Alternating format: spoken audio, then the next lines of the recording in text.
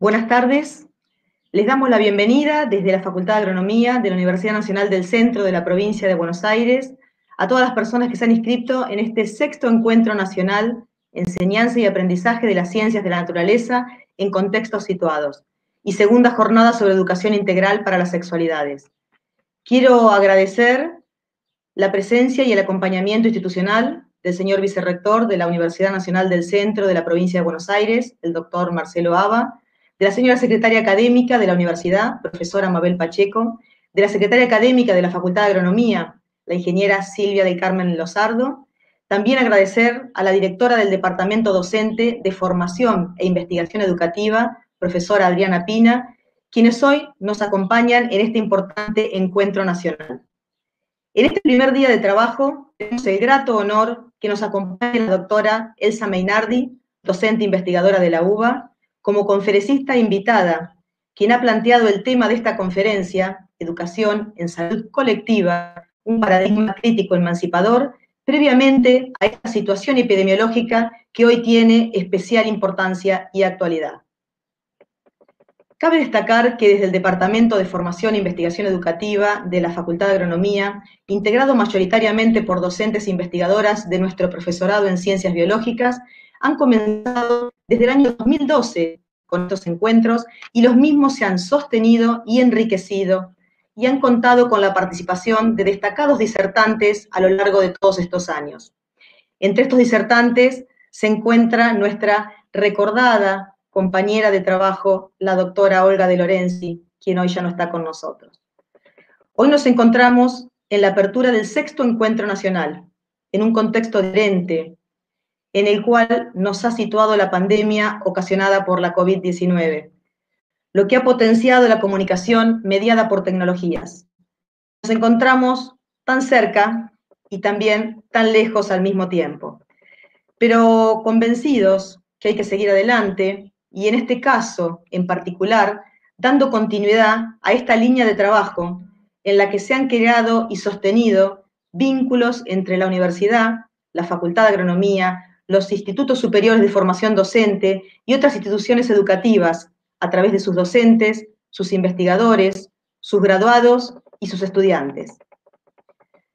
Los objetivos de este encuentro, como ustedes saben, son afianzar un espacio colectivo de debate de la formación docente y su relación con los profesorados de ciencias de la naturaleza.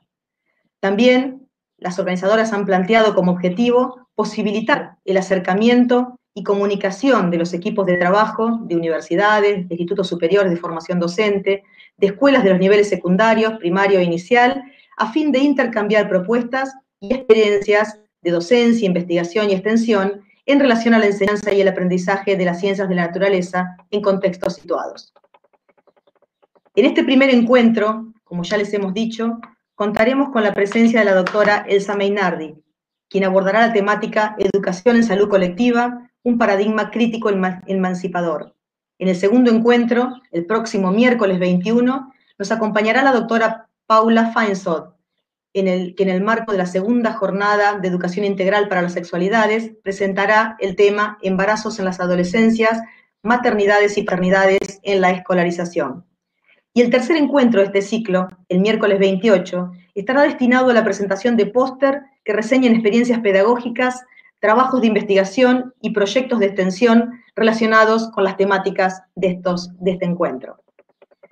Quiero destacar que nos han comunicado hace un rato que se han registrado numerosas inscripciones y las mismas provienen de diversos lugares.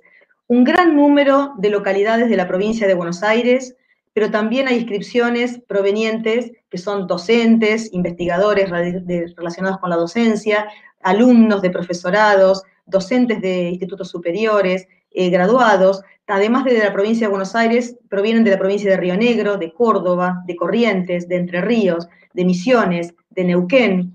También hay inscripciones provenientes de la provincia del Chaco, de Santa Cruz, de Santa Fe, de Tierra del Fuego, de Mendoza, de Santiago del Estero, de Catamarca, y también hay inscripciones de países como Chile, Colombia y Estados Unidos. Así que realmente muchas gracias por acompañarnos en este sexto encuentro, a todos estos participantes de tan diversos lugares, y como les decía, tan lejos y tan cerca, y bueno, en el marco de todos los aspectos desgraciados que tiene esta pandemia, estos medios de comunicación nos permiten acercarnos y nos permiten estar en contacto con todos ustedes. Por otro lado, quiero destacar y brindar un especial agradecimiento al equipo técnico de la Secretaría Académica del Rectorado y al equipo de informática de nuestra facultad por el soporte técnico para poder llevar adelante este encuentro. Y también agradecer a todo el equipo de trabajo integrado por los docentes e investigadoras del Departamento de Formación e Investigación Educativa de nuestra facultad. Ahora, agradeciendo a nuestros agradecimientos, quiero invitar a la señora directora del Departamento de Investigación y Formación Educativa, profesora Adriana Pina, a dirigirse a los presentes. Buenas tardes. Desde el Departamento de Formación e Investigación Educativa queremos agradecer a las autoridades y equipos de gestión de la Universidad Nacional del Centro de la Provincia de Buenos Aires y de la Facultad de Agronomía de la Ciudad de Azul por el acompañamiento que nos brindan desde la primera jornada que realizamos. Agradecemos también a los miembros de la comunidad académica de la facultad, tanto claustro docentes, no docentes, personal técnico profesional, estudiantes y graduados de nuestra facultad, y especialmente del profesorado en ciencias biológicas, que colaboran sin descanso en cada edición para que todo salga de la mejor manera y quienes nos acompañan se sientan como en casa. Hoy nuestra casa será esta plataforma que nos posibilita compartir las exposiciones de los conferencistas, así como los pósteres que presentarán docentes y estudiantes de profesorados, entre otros. Agradecemos también el apoyo que nos brinda el municipio de la Ciudad de Azul a través de CADES, el Consejo Asesor para el Desarrollo de la Educación Superior, que con el aporte de los azuleños nos brinda esta posibilidad y este espacio de concretar este espacio de formación, de intercambio, de aprendizaje. Y agradecemos especialmente a las conferencistas, la doctora Elsa Mainardi y la doctora Paula Feinso de la Universidad de Buenos Aires, quienes al convocarlas no dudaron en acompañarnos y en sumarse en esta propuesta. En marzo de 2019, cuando inaugurábamos el 5º Encuentro Nacional, nos encontrábamos reunidos en el Salón Auditorium de la facultad, con una sala colmada de docentes, graduados, estudiantes, entusiasmados por el tiempo que íbamos a compartir, entre conferencias, talleres, café, presentaciones de póster y actividades en los diversos laboratorios y pabellones de la facultad. Compartir un almuerzo, un mate, una charla, darnos un abrazo por volver a encontrarnos, o porque al fin, luego del intercambio de mail, nos podíamos conocer. Parecía algo cotidiano, nada destacable y trascendente. Y con este mismo espíritu decidimos realizar en noviembre una nueva jornada centrada en temas de educación sexual integral, con una conferencia, talleres y un conversatorio de cierre. Hoy se siente extraño estar alejados, compartiendo desde distintas ciudades, casi sin vernos las caras, mirando una pantalla, realizando intercambios por medio de un chat. Pero convencidos todos de la importancia de no dejar pasar el tiempo, de encontrar un modo de reencontrarnos. Por eso este año hemos decidido unir ambos eventos en este ciclo de 3 semanas. Comprobamos con enorme alegría que esta modalidad de actividades académicas, mediadas por tecnologías, favorece compartir un tiempo y un espacio con personas con las cuales no hubiéramos imaginado poder hacerlo.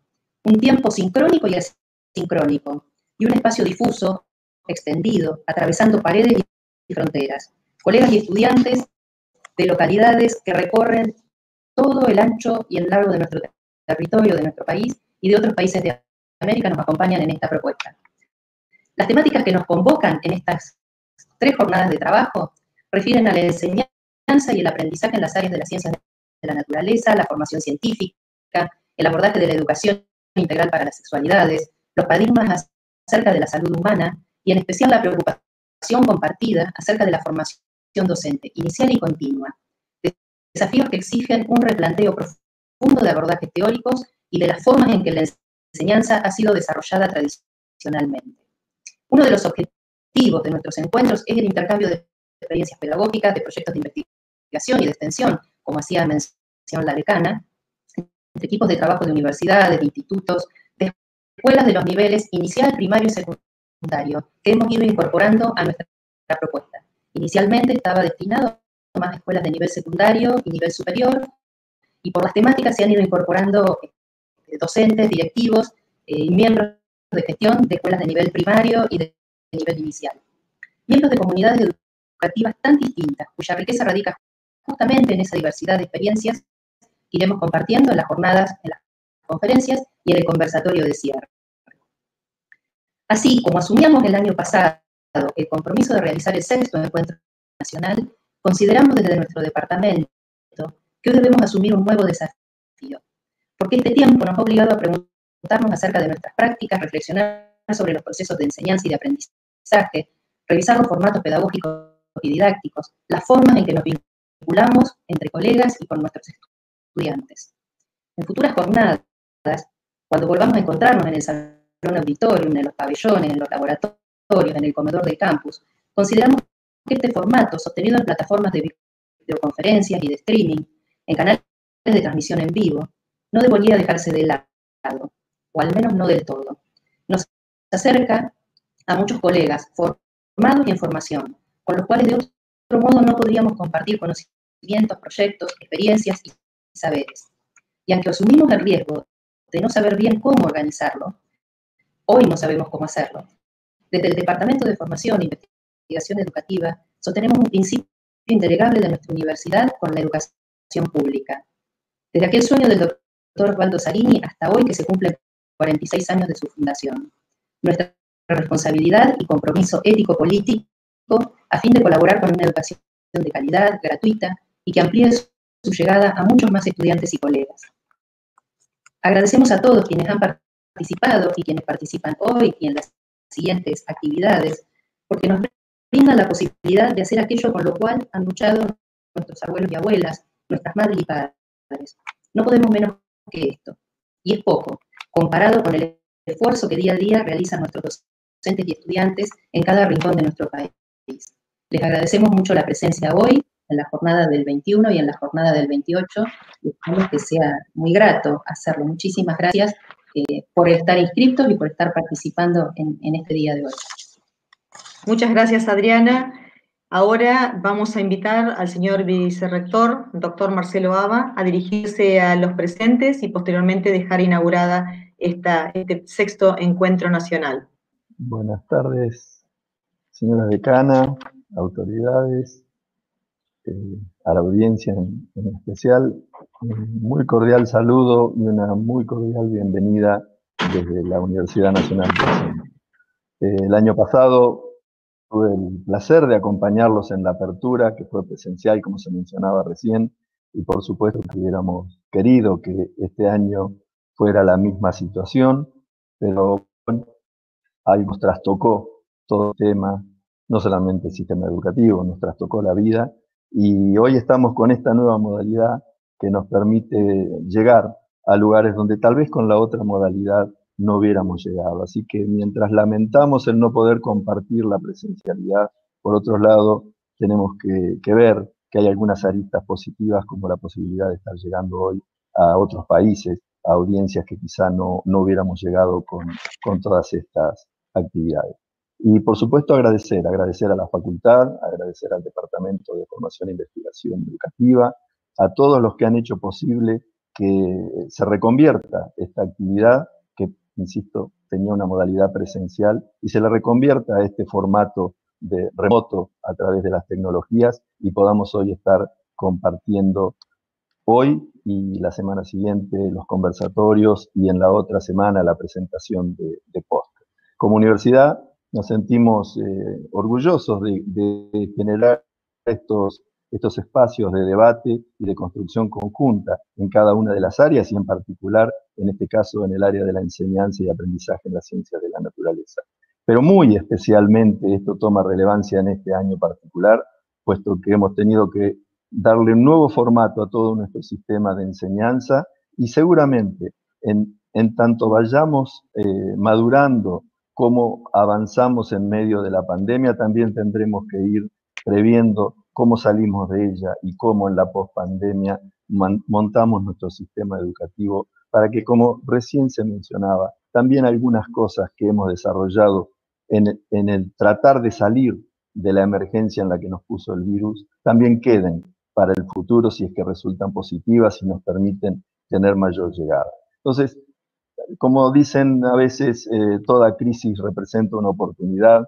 En este momento difícil, donde tal vez la palabra que nos atraviesa a todos es incertidumbre, encontrar estos espacios donde haya debate, donde haya generación de ideas, donde haya puesta en común de ideas y experiencias, realmente nos parece sumamente positivo y estamos convencidos de que solamente cosas buenas pueden salir y que van a mejorar nuestro sistema educativo en general. Es nuestra obligación, somos universidad pública, tenemos la vocación de estar permanentemente generando más y mejores profesionales, en este caso para la educación, y por supuesto que actividades como esta lo que hacen es alimentar esa mejor calidad en la formación y por supuesto, al ver que también se hacen en paralelo la segunda jornada sobre educación integral para las sexualidades, también una formación no solamente profesional, sino humanística, cómo avanzamos en ser mejores profesionales y más involucrados en las problemáticas de la sociedad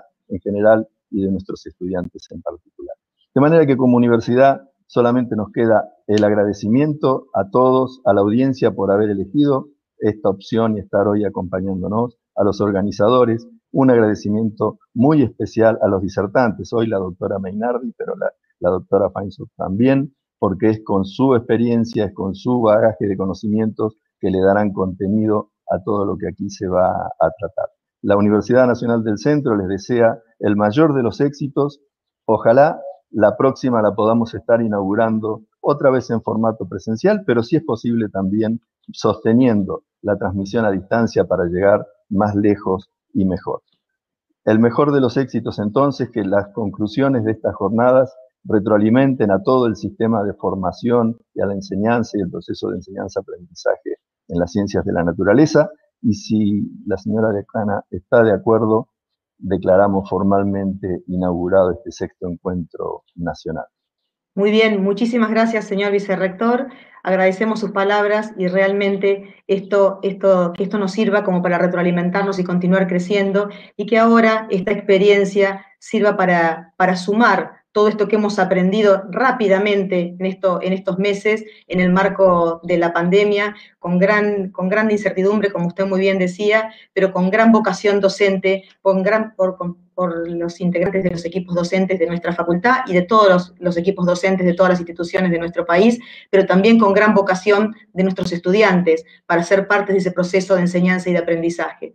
Muchas gracias por dejar inaugurada esta jornada y ahora sí, le voy a dar la palabra a nuestra disertante. Voy a reiterar el agradecimiento a la doctora Elsa Mainardi y también voy a invitar a la profesora Bárbara Tolosa a realizar la presentación de la doctora Elsa Mainardi. Muchas gracias y que tengan una excelente jornada. En este caso particular, el día de hoy, en este primer encuentro, vamos a contar con la presencia de la doctora Elsa Mainardi, a la cual le agradecemos profundamente la invitación y la participación en este primer encuentro de conversatorios. Ella va a disertar sobre su temática titulada Educación en Salud Colectiva, un paradigma crítico emancipador. Y antes de hacer referencia brevemente a su trayectoria, les vamos a comentar cómo va a ser la dinámica de este espacio. Como es un conversatorio, lo que vamos a hacer en primera instancia es escuchar la presentación de nuestra invitada y a medida que ustedes vayan comentando en YouTube, vamos a ir recolectando todas sus inquietudes y comentarios, los vamos a ir reuniendo y al final de la presentación vamos a intentar darle respuesta a la mayoría de ellos a partir de del interrogatorio con la doctora Elsa Mainardi. Bueno, brevemente le vamos a presentarla. Elsa es doctora en Biología por la Universidad de Buenos Aires, cuenta con un diploma superior en Ciencias Sociales, con mención en Constructivismo y Educación por parte de la Facultad Latinoamericana de Ciencias Sociales. Es investigadora categoría 1 por parte del Ministerio de Educación de la Nación. Es coordinadora del Grupo de Investigación en Didáctica de la Biología y directora de los profesorados de enseñanza media y superior en Ciencias en la Facultad de Ciencias Exactas y Naturales de la Universidad de Buenos Aires. Ha publicado numerosos libros de formación docente y artículos de investigación en revistas tanto nacionales como internacionales. Ha dirigido y codirigido 15 tesis de maestría y de doctorado y actualmente es miembro de comisiones evaluadoras de la Universidad de Buenos Aires y del CONICET. Participa como autora y editora de numerosas publicaciones de investigación en didáctica. Un gusto que estés acá con nosotros, Elsa. Te damos la bienvenida y ya te cedo la palabra. ¿Qué tal? Buenas tardes. Muchas gracias Bárbara. Muchas gracias a todas las personas que formaron parte de esta invitación que me han hecho, que es un gusto para mí compartir. Quiero agradecer al señor vicerrector y a la secretaria académica de la universidad, también a la decana de la Facultad de Agronomía y su secretaria académica, por supuesto a la directora del Departamento de Formación e Investigación en Educación, Adriana Pina, y también, bueno, a toda la comisión organizadora que ha logrado este encuentro y que me ha invitado especialmente. Quiero agradecer también a todas las personas que están asistiendo a este encuentro, y la verdad que eso, me han dicho que es un número bastante grande, y eso la verdad que genera mucho compromiso. Espero poder bueno, generar algunas expectativas en relación con este tema que voy a presentarles. Así que la verdad que para mí es un gusto poder compartir algunas cuestiones de investigación en las que vengo trabajando, sobre todo en los últimos tiempos. Quiero decirles que lo que voy a hacer es, en pocos minutos, un recorrido que va a intentar dar cuenta de aproximadamente 150 años de la construcción del campo de la educación sobre la salud, y por supuesto que no voy a lograr ser muy exhaustiva porque el tiempo es poquito y para no aburrirlos tampoco, pero lo más probable es que solamente logre generar, y en el mejor de los casos, más preguntas que respuestas. Antes de empezar con la presentación, no quiero dejar de mencionar que hace unos años he participado también de unos encuentros en esta misma universidad, en la Universidad del Centro, y quiero recordar especialmente en este momento a Olga de Lorenzi, a quien ya mencionaron, una colega que tuve el honor y el gusto de conocer. Ella me ha invitado ya a un encuentro, y además tuve el honor de haber sido su jurada de tesis de doctorado. Así que para mí este es un recuerdo muy querido. Bueno, voy a comenzar con la presentación. Lo que quería comentarles es que justamente el campo de la educación para la salud, a veces lo tomamos como un campo disciplinar, pero en realidad es un campo que permea permanentemente nuestra vida, y lo que voy a intentar mostrarles es algunas cuestiones en las que por ahí no lo percibimos, no percibimos cómo estamos atravesados por cuestiones que tienen que ver con la educación para la salud, y en muchos casos de manera bastante intencional, aunque para nosotros sea algo implícito y no que permitimos, ¿no? Entonces, les estaba comentando que el campo de la educación para la salud es un campo que no tiene muchos años de desarrollo en nuestro país, pero que ocurrió simultáneamente en muchos otros países del mundo, que surge más o menos para la década de aproximadamente fines de 1800, y surge de la confluencia de dos campos en ese momento de investigación, que eran el campo de la educación por un lado y el campo de la salud por el otro. En el campo de la educación, lo que estaban primando en ese momento eran los modelos conductistas, no voy a entrar en detalle porque ustedes los conocen, y en el caso de la salud, lo teníamos en ese momento, imagínense, mediados de 1800, fines de 1800, una perspectiva predominantemente higienista, que algunos autores y autoras también consideran que tenía una impronta eugenésica, así como nos lo dice Sandra Sandra Poni, una investigadora argentina del campo de la epistemología de la salud. Esta configuración del campo, que nace de la confluencia de estas dos perspectivas, tiene una intención concreta, que es configurar en la población prácticas sociales intencionales, ¿no?, para cambiar justamente hábitos y conductas. Esa educación sanitaria que se crea, lo que hace es intentar traducir los conocimientos acumulados por la medicina acerca de la salud en normas de comportamiento, es decir, que la medicina fuera un rector para orientar a las personas en relación con su propia vida. Para darles un panorama, algunos detalles de este higienismo en nuestro país en particular, el higienismo tiene su auge entre 1850 y 1950 y se constituye en un campo de actuación en esta relación sociedad-enfermedad, ¿no? Y el paradigma es un paradigma netamente preventivista, es decir, se intenta prevenir la enfermedad. Y nace, como ya dijimos, bueno, lo mencioné en relación con el conductismo, también en un contexto positivista, e intenta transformarse en una disciplina científica. Este campo del higienismo no tiene una sola vertiente, sino que tiene muchas dimensiones. Por ejemplo, aparecen normativas en relación con la higiene privada, con la higiene pública, la higiene del matrimonio, la higiene del alma, la higiene industrial, que hoy en día es un campo muy desarrollado, o, por ejemplo, la higiene marítima, ¿no?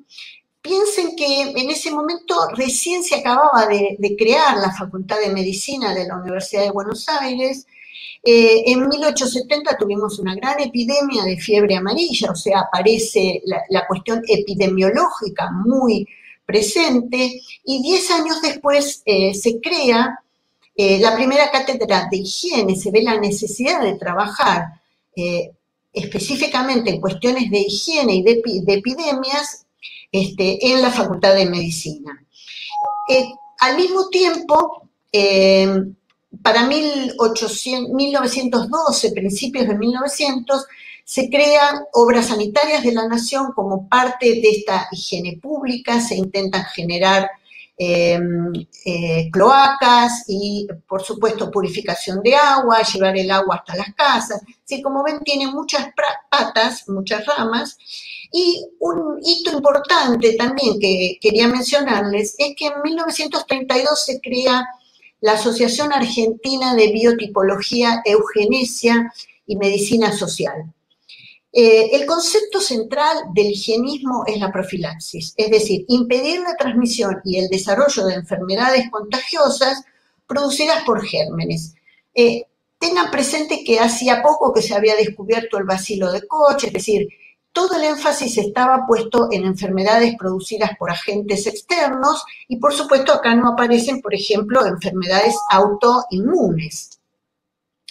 Esta Asociación Argentina de Biotipología es interesante profundizar un poco en este tema, cosa que no voy a hacer en este momento, pero, por ejemplo, una de las derivaciones de esta asociación es que pocos años después de creada, logran la aprobación de una ley de profilaxis de enfermedades venéreas y, por ejemplo, en nuestro país se instala en Argentina el examen prenupcial, conocido ampliamente, ¿no? Y fíjense que este examen prenupcial recién desapareció hace apenas 2 años.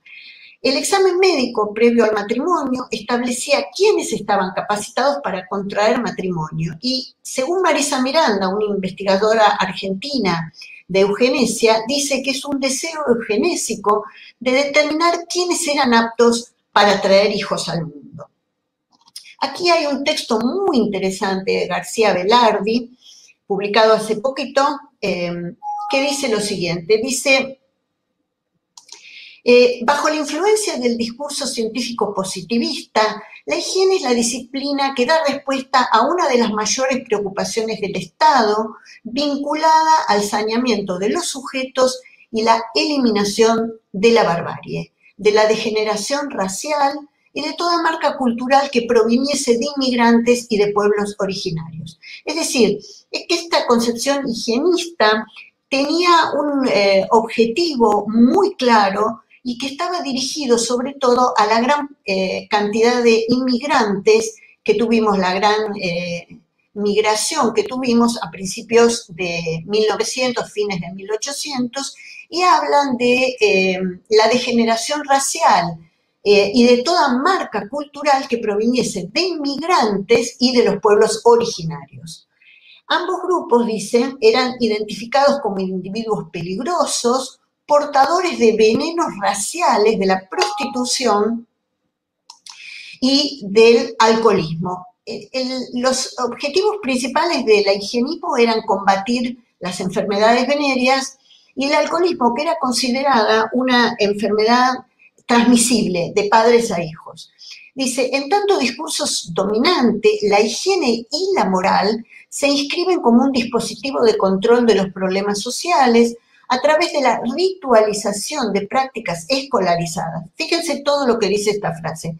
Dice que la enfermedad no es solamente una cuestión biológica, sino una cuestión de degradación moral, y que la higiene se inscribe como un dispositivo de control de la sociedad a través de la ritualización de prácticas, es decir, conductismo, escolarizadas. Es decir, donde acá la institución escolar cobra un rol muy, muy importante en la transmisión de estas prácticas higiénicas. Y se trata de erradicar los malos hábitos de la población.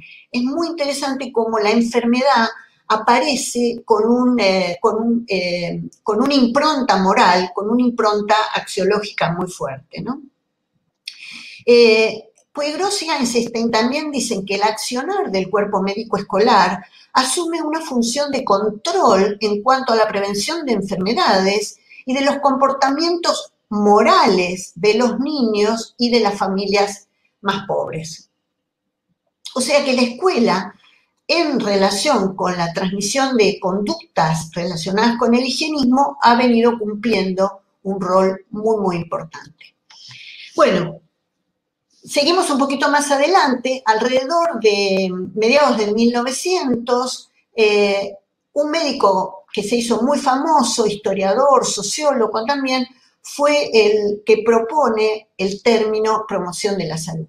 La promoción de la salud es vista como un conjunto de dispositivos que cuenta con muchas herramientas. Por un lado, esto como para ubicarnos qué relación tiene con la educación para la salud, está el tema de educar a la población, está también la cuestión de informar, de comunicar, también están previstas dentro de esas herramientas acciones sociales y también acciones políticas, es decir, que tiene varios componentes la promoción de la salud. El concepto fundamental aquí es la prevención de enfermedades, no se habla de salud, sino de prevenir la enfermedad, y la concepción de salud es una concepción bastante reduccionista, centrada en lo biológico y centrada en la enfermedad. Hay un agente, ese agente es externo, nada de cuestiones psicológicas o de contexto, sino que hay un agente externo, en general biológico, que produce una enfermedad. Y esta es la representación que aparecía en los libros de texto de hace unos años, por ejemplo, de la enfermedad. Acá la mirada era netamente biologicista, había una única causa y estaba centrada en la enfermedad. Fíjense que es muy interesante percibir que la enfermedad es definida a partir del ciclo de vida del parásito. Y la causa es que la persona come cerdo infectado con parásitos. Entonces, hay una única causa. Y básicamente es muy interesante mirar que la enfermedad es básicamente el ciclo de vida del parásito.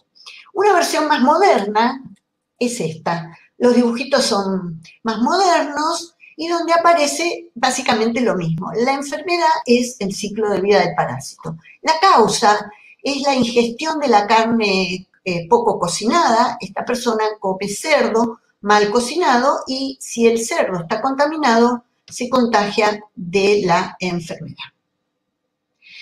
Si miramos, por ejemplo, algunas campañas de prevención de la triquinosis, Habla, por ejemplo, de cómo se puede prevenir, hay que cocinar bien la carne, hay que comprar embutidos en empresas autorizadas, hay que respetar la norma de cría de los cerdos, hay que alimentarlos adecuadamente, hay que eliminar las ratas, hay que cuidar el análisis de las muestras y matar a los cerdos infectados. O sea que la responsabilidad está puesta a un nivel individual, también de los criadores y también de los productores de alimentos. Ahora, cuando uno se detiene un minuto más en estas publicidades, por ejemplo, puede detectar que hay cuestiones, por ejemplo, mínimamente culturales, ¿no? ¿Por qué nos comemos? ¿Por qué vamos por la ruta cuando venimos de paseo y nos paramos con el auto frente a un puestito de longaniza, por ejemplo, o de chorizos artesanales? Si no tienen la etiqueta del SENASA, es artesanal y por lo tanto puede llegar a ser mejor. Esto es una cuestión cultural que aquí no está dicho. ¿Por qué alguien se va a comer, por ejemplo, un chorizo contaminado? O, por ejemplo, ¿por qué alguien puede comerse un chorizo en la cancha, el famoso choripán argentino, poco cocinado, ¿no? Tenemos la costumbre de comer el chorizo flambeado muchas veces. Entonces hay cuestiones culturales, mínimamente. ¿Por qué no habría, por ejemplo, controles del SENASA? ¿Qué es lo que hay alguna responsabilidad del Estado? ¿Hay alguna responsabilidad de los organismos de control? Sin pensar en derivaciones de malversación, por ejemplo, digamos, de las muestras.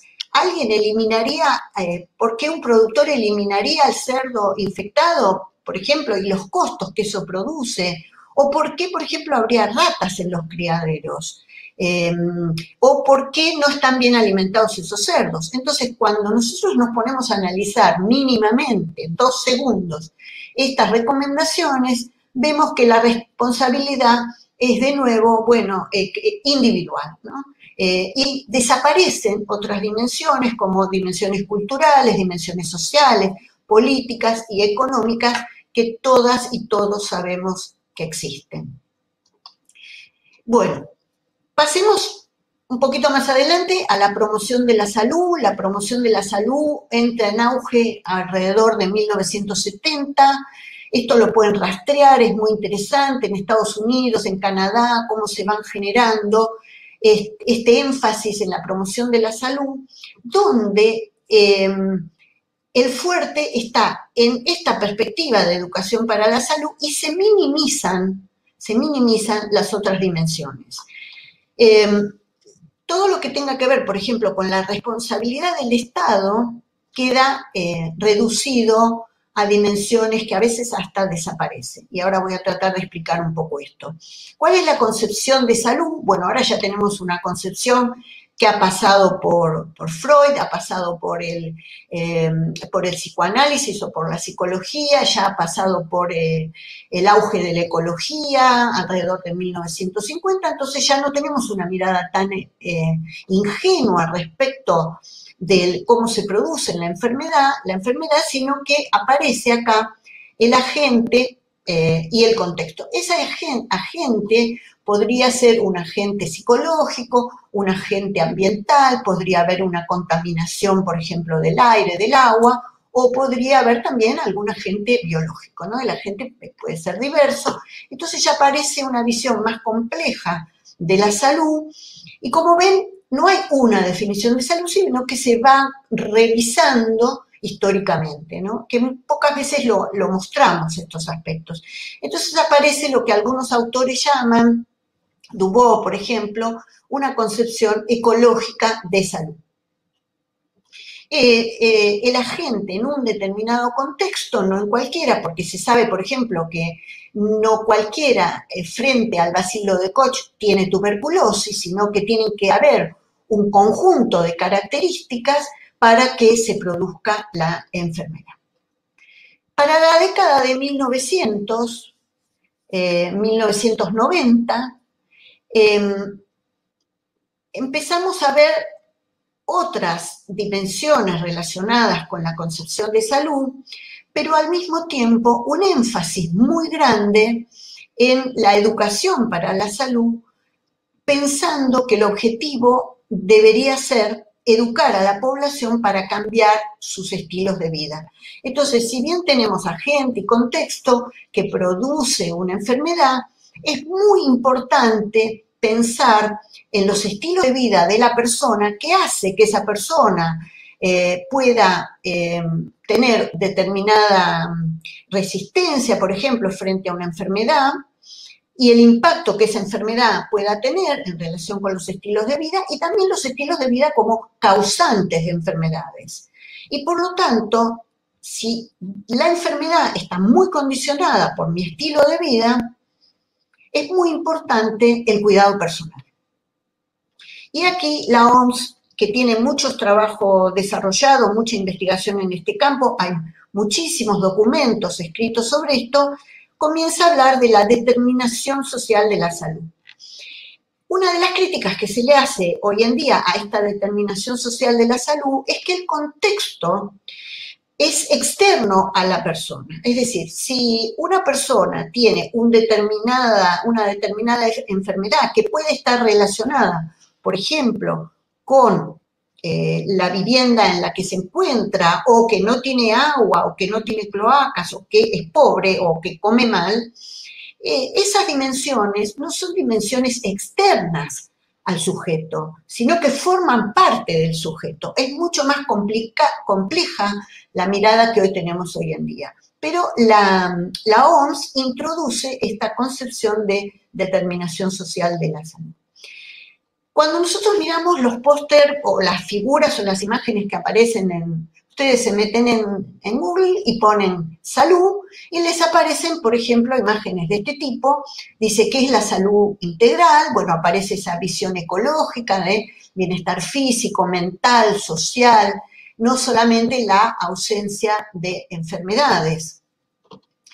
Y, por ejemplo, este joven, frente a todas estas cuestiones, dice, yo me creía una persona saludable, pero luego de saber que la salud incluye todo esto, me pregunto, ¿estaré realmente saludable? Bueno, para eso yo tendría que tener una definición de salud y tener como un parámetro para pensar si estoy realmente saludable. ¿Cuáles son las definiciones que nosotros utilizamos últimamente, en los últimos años, con mayor énfasis? Y bueno, en general recurrimos a una mirada hegemónica que es mayoritariamente la definición de la OMS. La última, la del 84, y en general nos medimos en función de eso. Una pregunta importante que nos hacemos desde la educación en salud, y no para la salud, es cómo se define esa salud y sobre todo quién la define. Esta es otra manera en que aparece la salud, personas lindas, sonrientes. Si son personas con un poquito de sobrepeso, están haciendo gimnasia, gente mayor también haciendo gimnasia, pero siempre hay una imagen individual de que yo debo proveerme los medios para la salud. Esta es otra imagen bastante común cuando ustedes ponen salud, ¿no? Aparecen de nuevo las piedras calientes con los masajes, la comida, la belleza es salud, aparecen estos eslogans y se remite todo a mis hábitos saludables. Bueno,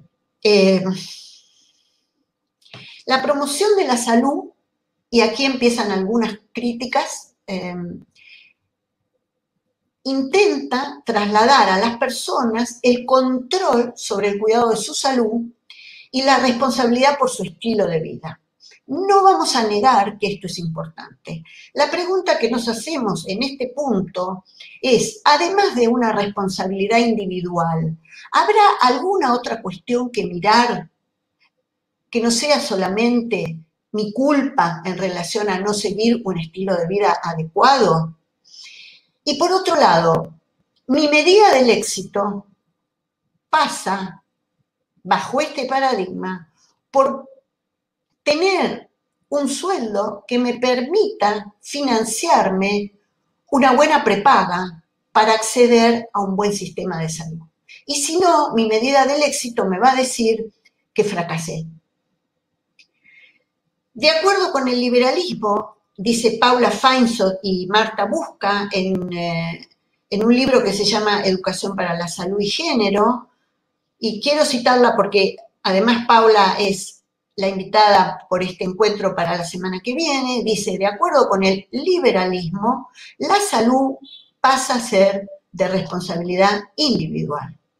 Y esto es lo que empezamos a percibir. Hay toda una línea de trabajo, o muchas líneas de trabajo, y mucha investigación en los últimos años en diferentes países que pone el ojo crítico en relación con este paradigma individualista de la educación para la salud. La pregunta que algunas autoras y autores se hacen es ¿qué cambia? ¿Qué cambió respecto del higienismo? Y la respuesta que suelen dar es que cambiaron las técnicas disciplinadoras. Esos dispositivos que eran muy autoritarios ahora se basan en dispositivos de seducción, mostrar personas lindas, delgadas, comiendo saludablemente y haciendo ejercicio. Dice, además, lo que muchos autores y autoras y autores dicen es que la salud y el cuerpo se tornan entonces en bienes de consumo. Claramente es un bien de consumo.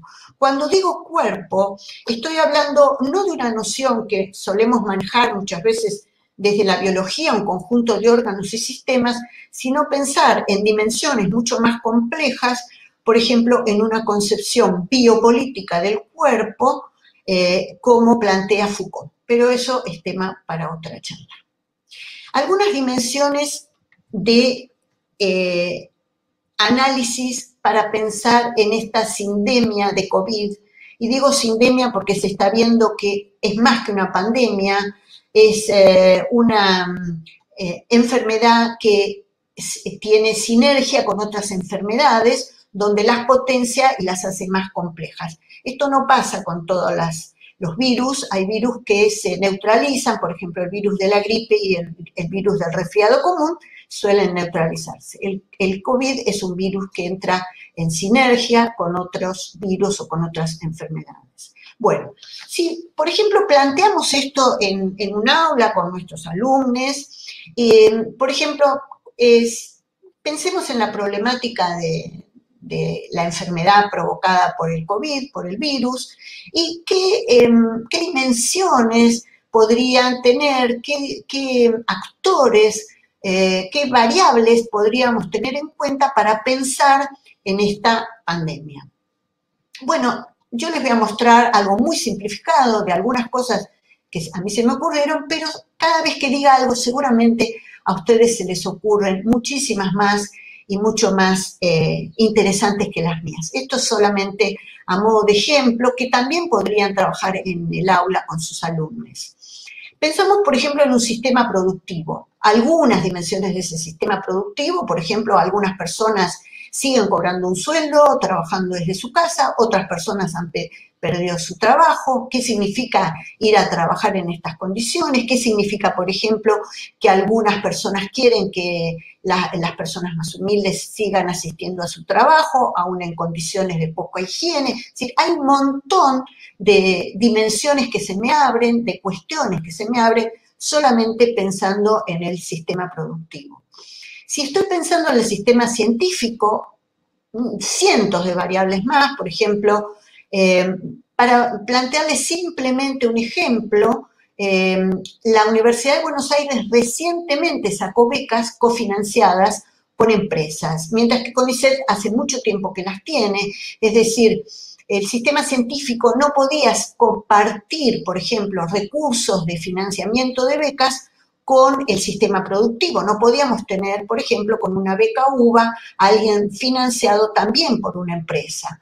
El sistema científico también tendrá que ver con la producción de vacunas en relación con el COVID, pero también en relación con el desarrollo, por ejemplo, de por ejemplo, de investigaciones en relación con la secuenciación de las 3 cepas de COVID que circulan en nuestro país, o por ejemplo con los diagnósticos. Es decir, hay muchas dimensiones que seguramente ustedes están pensando, y no estoy hablando de los vínculos, ¿no? Que podría haber muchos. O sea que esto podría tranquilamente, rápidamente transformarse en una gran red. Si pensamos en el sistema de salud, por ejemplo, algunas dimensiones podrían ser, bueno, los análisis del Malbrán, antes los estudios, por ejemplo, del hantavirus, había que mandarlos al Malbrán y tardaban una semana o 3, 4 días en volver, si uno vivía en el sur, por ejemplo.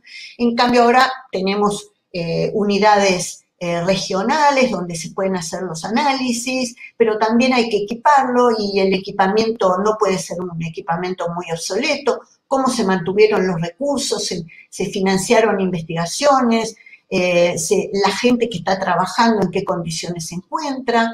Bueno, todo lo que tenga que ver con la protección al personal de salud, por supuesto, qué normativas hay, todo lo que tenga que ver con la internación de pacientes de riesgo, si tenemos suficientes camas o si tenemos suficientes respiradores. Y bueno, por supuesto, acá lo podríamos vincular con los sistema productivo, también, por ejemplo, fumigaciones o saneamiento de lugares donde transita la gente.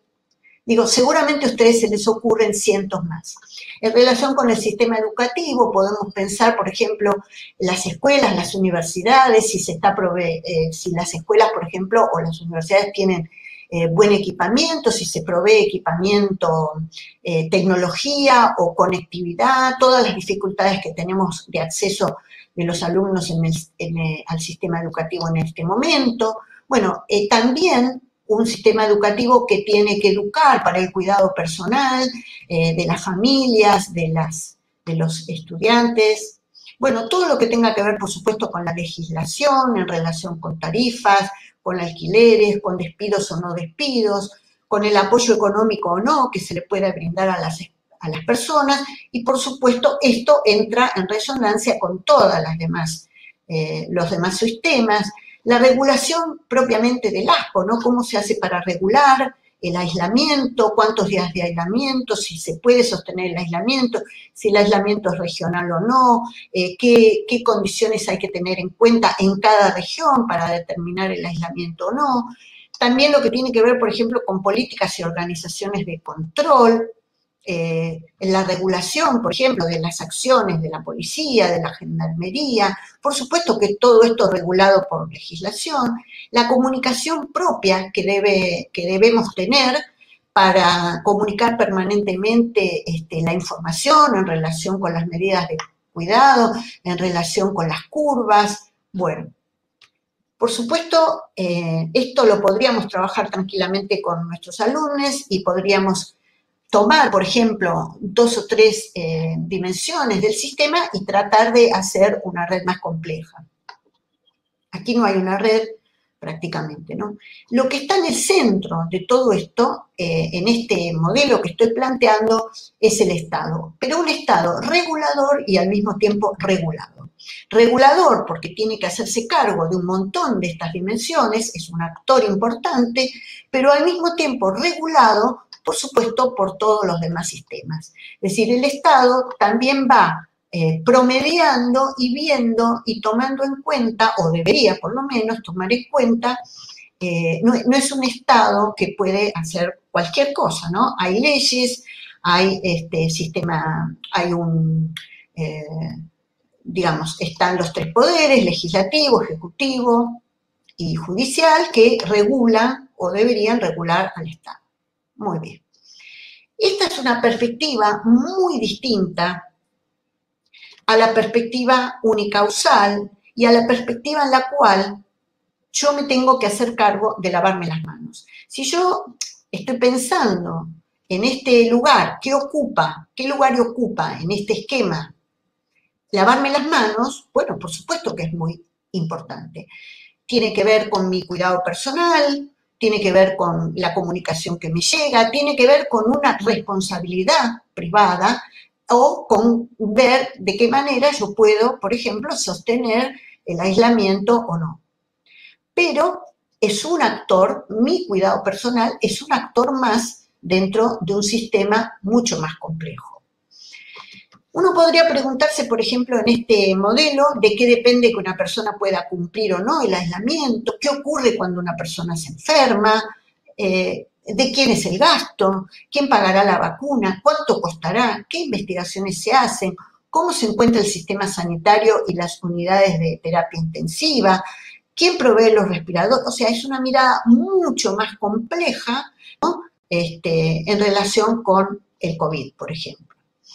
Este modelo que nosotros estamos planteando convive con políticas neoliberales, por ejemplo, en este momento fuertemente representado en países como Brasil y Estados Unidos, donde este modelo tiene un actor central que es el mercado, las empresas que regulan, y el Estado es una dimensión más. Es decir, lo que pasa con el neoliberalismo no es un achicamiento del Estado, sino que, como en algún momento se nos decía, es achicar el Estado, es agrandar la nación, con el lema del neoliberalismo.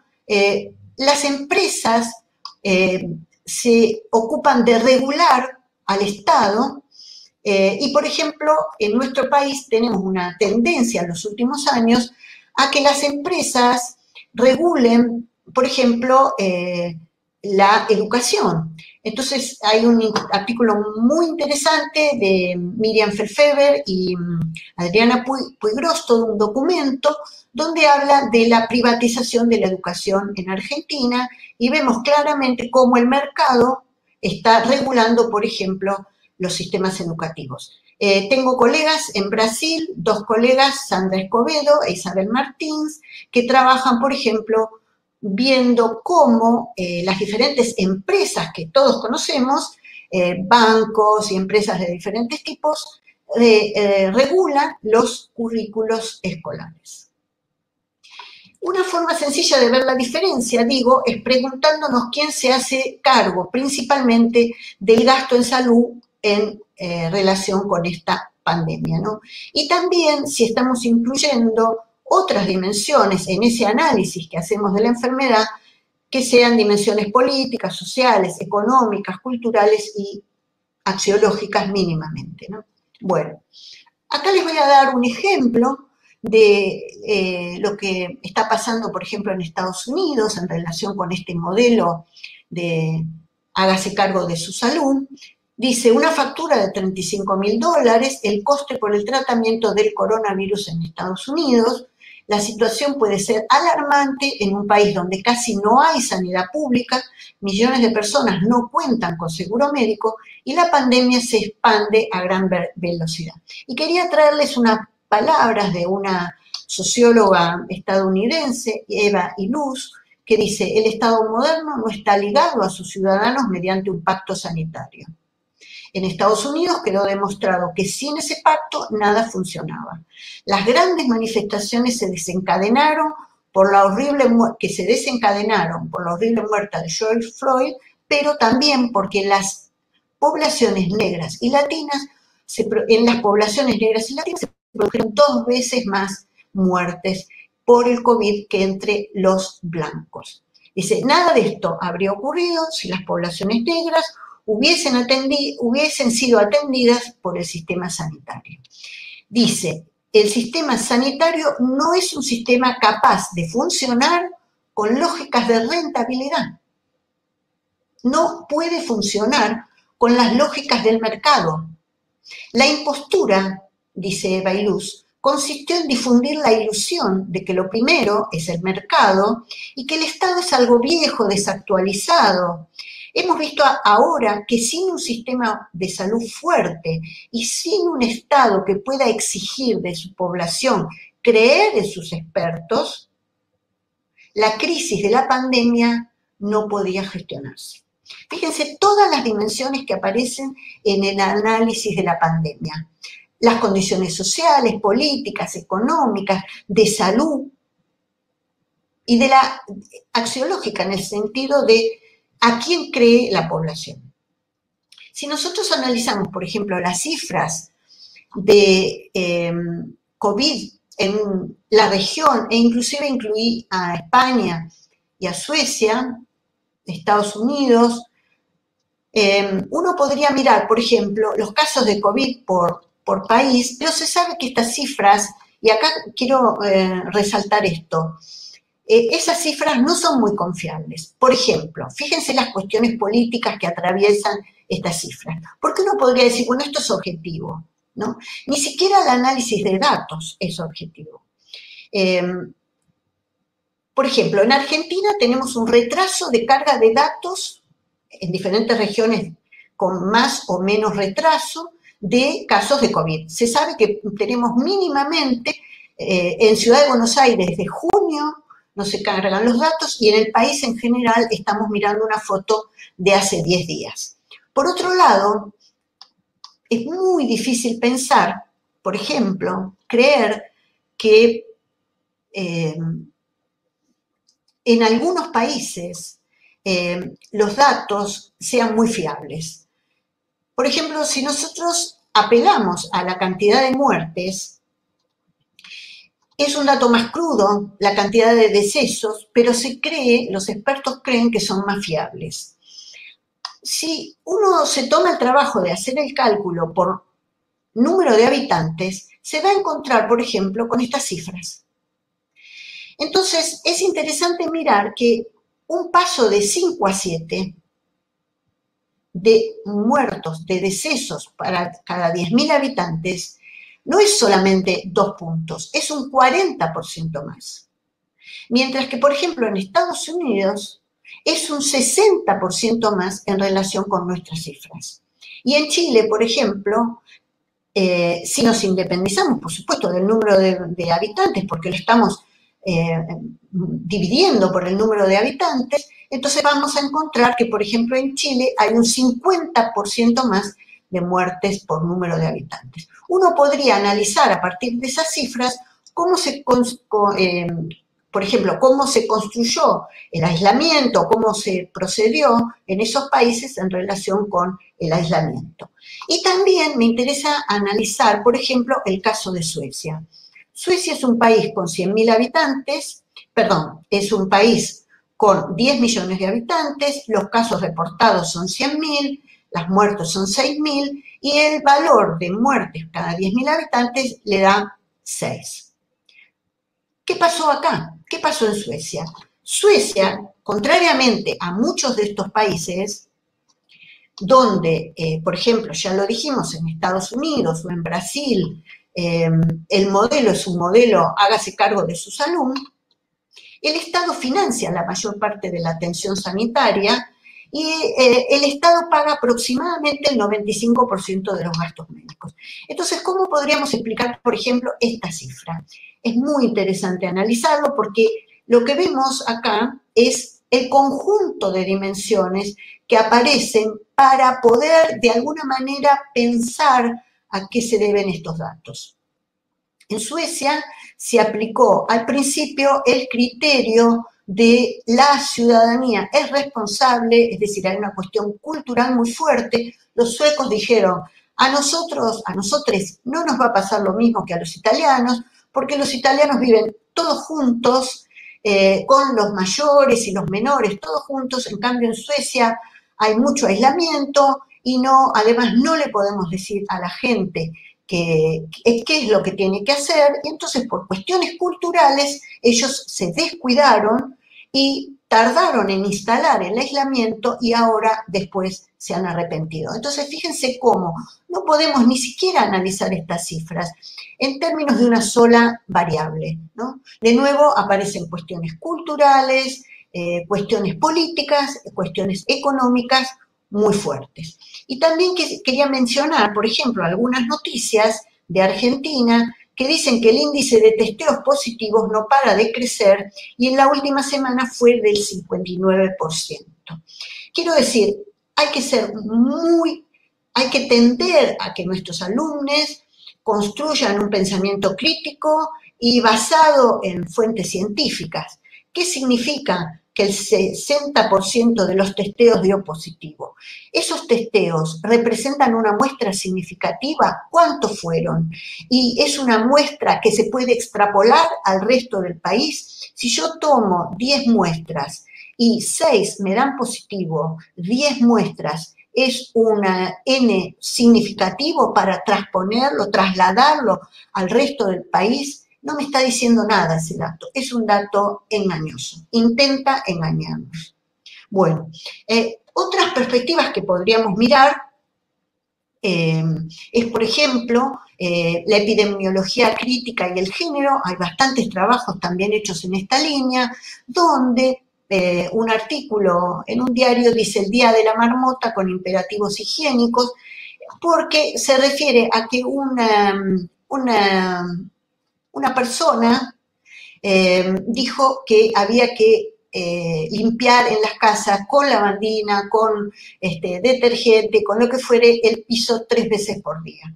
Se sabe que las mujeres realizamos el 75% de las tareas del hogar, del cuidado del hogar, y entonces dice, vuelve a profundizar un yugo nunca abandonado, ¿no? ¿Qué significa? Que las mujeres tengamos que limpiar el piso 3 veces por día. Se lo imaginen, piensen en una semana limpiando nuestra casa, además de todas las tareas, limpiar el piso 3 veces por día. Bueno, algunas críticas a la promoción de la salud, ya las mencioné, las políticas de reducción del gasto del Estado.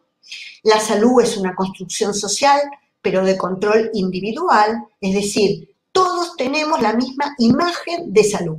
Cuando nosotros les preguntamos a nuestros alumnos qué es la salud, todos dicen más o menos lo mismo y ahora les voy a contar qué es. ¿Por qué tenemos esa mirada? Porque hay un modelo hegemónico que no fue construido casualmente, que recién ahora se está empezando a criticar.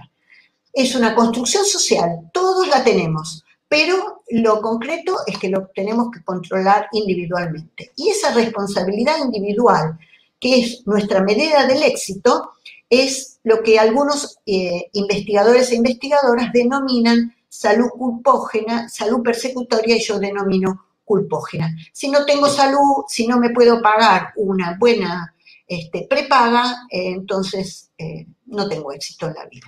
Bueno, algunas autoras que empiezan a plantear la cuestión de la educación en salud, salud colectiva, dice que la salud, educación en salud, intenta situar en interacción el saber de la comunidad con el científico. Y surge la posibilidad de constituir un ámbito que permita el encuentro de saberes. De alguna manera lo que está diciendo es que si no logramos compatibilizar la mirada que tenemos respecto de la salud con lo que la gente cree, con lo que la gente puede, con su cultura, con sus limitaciones o no económicas, con su pensamiento político, con sus valores, no podemos generar una buena interacción en términos de salud. Dice, tenemos que poder habilitar la transformación de aquellas prácticas sociales con implicancias epidemiológicas, pero a partir de una negociación de saberes. Y Carvalho nos dice, bueno, en su trabajo Promoción de la Salud y Empoderamiento y Educación, en una revista que se llama Salud Colectiva, que la recomiendo, dice, más que mejorar la información, e inducir comportamientos, como estábamos diciendo, esa mirada conductista que todavía tenemos de cambiar conductas, el proceso de empoderamiento social debe estimular la reflexión crítica y la capacidad de intervención y de cogestión de los problemas sociales por parte de los individuos y de los colectivos.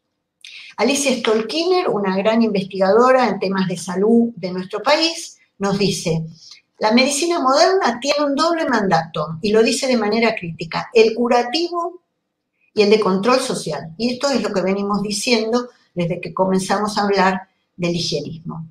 Entendemos, dice Alicia Stolkiner, que la salud es fundamentalmente una práctica social, o sea, un entramado de ideologías, teorías, acciones, formas institucionales y recursos que adquieren una forma particular en cada momento sociohistórico. O sea, no puede haber una definición de salud.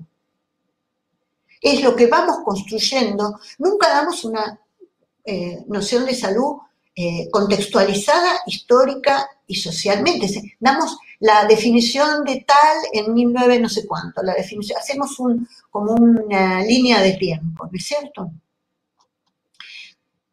Otro artículo muy interesante que les recomiendo, que también aparece en la revista Salud Colectiva, es de otra investigadora argentina, Analía Kornblick, con su grupo, que plantea en este artículo ejes conceptuales y principios que resultan relevantes para alentar el derecho de los y las adolescentes a ejercer niveles cada vez mayores de responsabilidad y autonomía, y fíjense qué interesante, sin reducir las obligaciones de los estados, que es lo que quedaba minimizado en la educación para la salud, ni promover la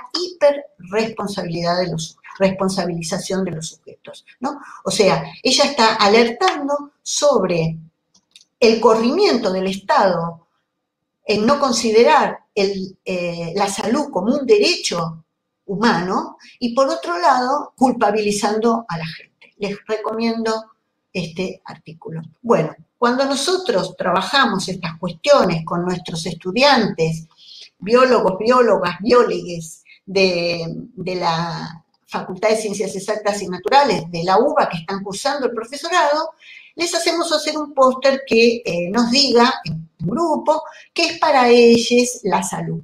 Y aparecen estas cosas, lo mismo que hemos visto en los pósters que están en Google que les mostré antes, ¿no? Aparece tomar control de su salud, el cuerpo juvenil y delgado, tips para una vida sana, estilos de vida saludable, pasos para una vida saludable. O sea, no es casual que lo único que aparezca es esto, porque hay una mirada hegemónica instalada, no casualmente, y diría ingenua también, muchas veces de parte nuestra, respecto de qué es la salud. Fíjense que acá no aparece el Estado, no aparece la salud pública, no aparece un hospital, no aparece un sistema vinculado con leyes, por ejemplo, que instalan la salud como un derecho, ¿no?